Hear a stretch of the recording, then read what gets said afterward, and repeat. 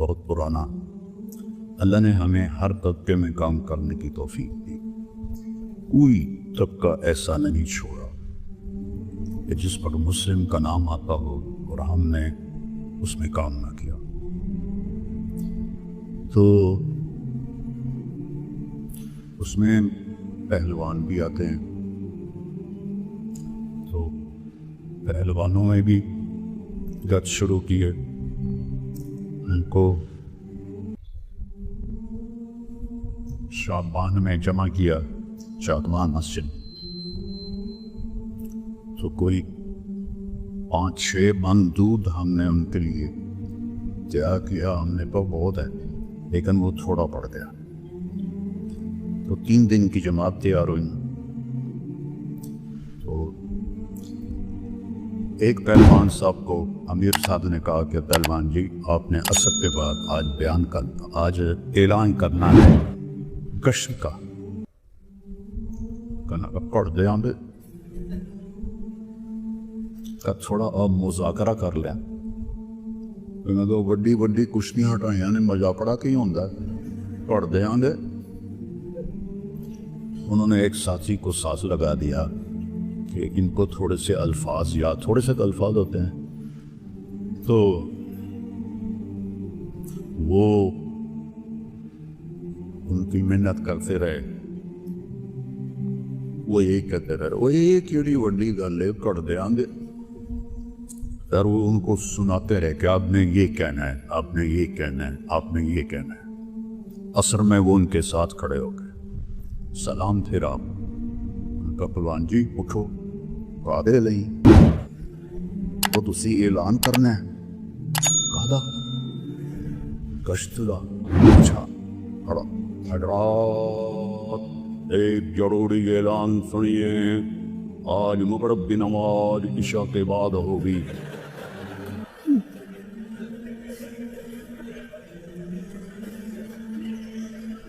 تو بیٹا ہم نے امت کا کوئی طبقہ نہیں چھوڑا، طوائفوں میں بھی گیا ہوں،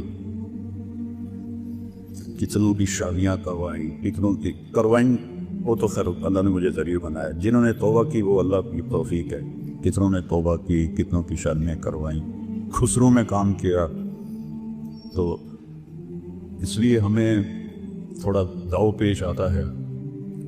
تو ہمیں بھی پتا تھا کہ مولانا ظاہر صاحب کسی کو اجازت نہیں دیتے، ہم نے مولانا ظاہر شاہ صاحب رحمہ اللہ جو میرے استاد تھے پرائیویٹ میں، ان سے بات کی کہ میں وہاں جانا چاہتا، تو کہا کہ وہ کسی کو اجازت نہیں دیتے۔ تو ہم 3 طالب علم سے دورے سے فارغ ہوئے، تو ہم کہا چلو یار کوئی تیار ہی نہ ہو، کسی کو شوق ہی نہیں تھا، میں چونکہ خارجی مطالعہ میرا بہت تھا شروع سے ہی، تو مجھے عالی صافل سند کا پتہ تھا، باقی کسی کو پتہ ہی نہیں تھا، چونکہ ہمارے ہاں دستور نہیں ہے اور ذوق بھی نہیں ہے طلبہ میں۔ تو ایک بنو کا تھا، ایک فتح جنگ کا تھا، میں نے کہا تم نے تو جانا ہی ادھر ہے، تو میں نے دیکھو ملتان کہاں سقا کوٹ، پھر میں واپس جاؤں گا، وہ تیار ہو۔ ان کے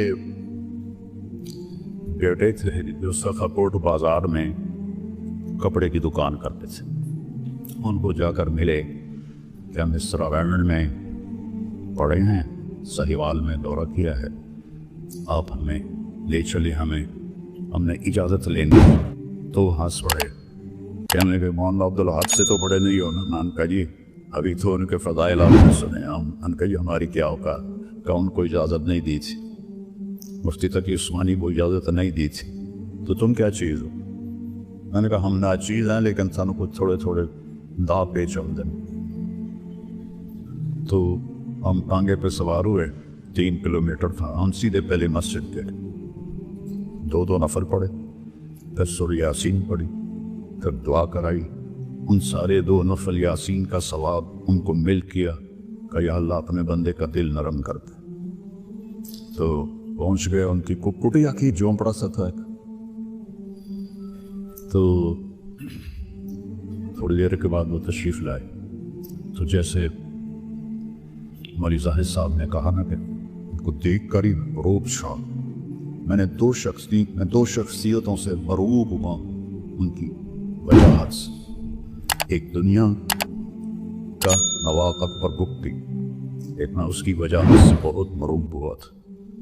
और दीनी शख्सियतों में मौलाना उज़ैर बुल जैसी वजीह शख्सियत मैंने नहीं देखी। नाबीना हो गए थे, इतना बड़ा डंडा था उनके हाथ, 6.25 फुट का था, उतना ही बड़ा डंडा था। आगे बैठ गया, डंडा यहाँ रख लिया। कौन हो? तो हमने कहा ये हम तलबा है, मेरे पास क्या लेने आए हो? ये हमने अभी इस साल दौरा किया है।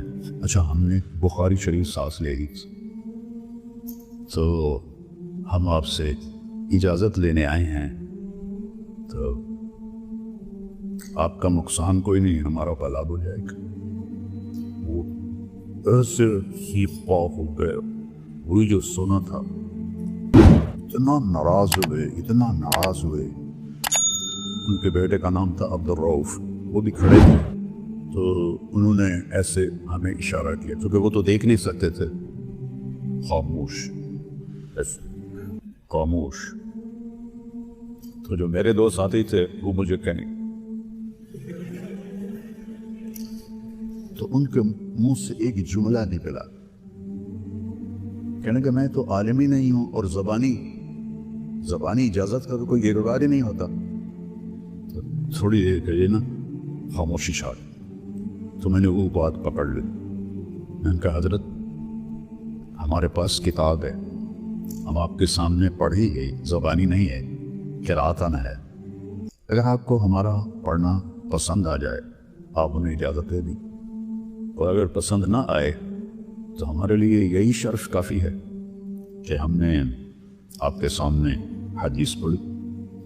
तो उनका जो डंडा था ना, यहाँ उन्होंने यहाँ से हटाया और यहाँ रख लिया, और गहरी सोच में चले गए। अब इधर हमारे दो नफल काम कर रहे थे, और इधर उनकी पुरानी ज़िंदगी की सुन्नत काम कर रही थी कि नहीं देनी इजाज़त, और उधर नफल अंदर जा रहे थे, मस्कीन बच्चे दे दो। तो डंडा यहाँ रखा हुआ और सोचे जा रहे। काफ़ी देर के बाद कह लेंगे अच्छा पढ़ो।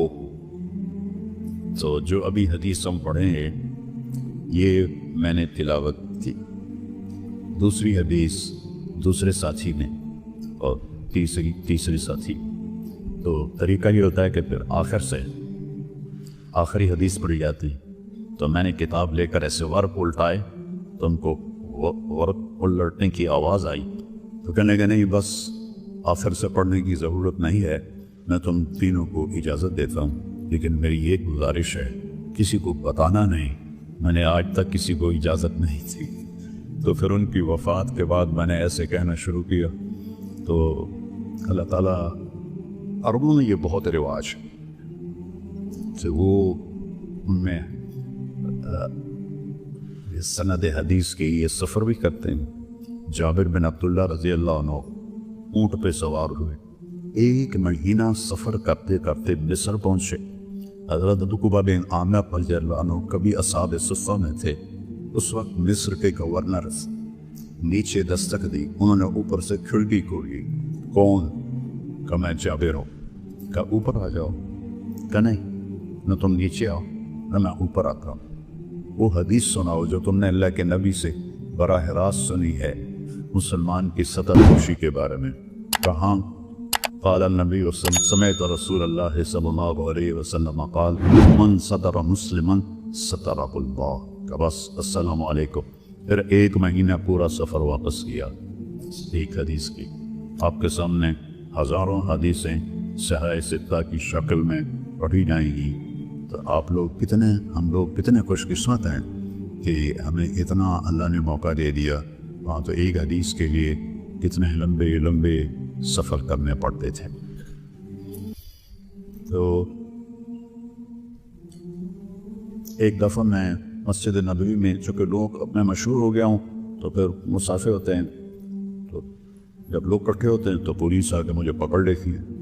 हर दफ़ा माशाल्लाह पुलिस पकड़ती है मुझे, तो जान छुड़ानी मुश्किल हो जाती। तो मैं ऐसे एक कुर्सी के पीछे छुप के बैठा हुआ था। 3 نوجوان وہاں کی جو جامعہ مدینہ ہے وہاں کے، وہ میرے پاس آ گئے، کہنے لگے نستجیزک فی الحدیث، ہم آپ سے حدیث کی سند کی اجازت چاہتے ہیں۔ میں نے کہا او تعرفوننی، مجھے جانتے ہو؟ کہنے لگے لا۔ میں نے کہا فکیف تستجیزوننی وانتم لا تعرفوننی؟ کہنے لگے میری سیما کا، تیرے چہرے سے ہمیں اندازہ ہوا ہے۔ تو میں نے کہا جزاکم اللہ خیر، تو میں نے اپنی سند لکھائی۔ کہنے لگے وقر دستخط۔ میں نے کہا قبل التوقیر اسألکم سؤال۔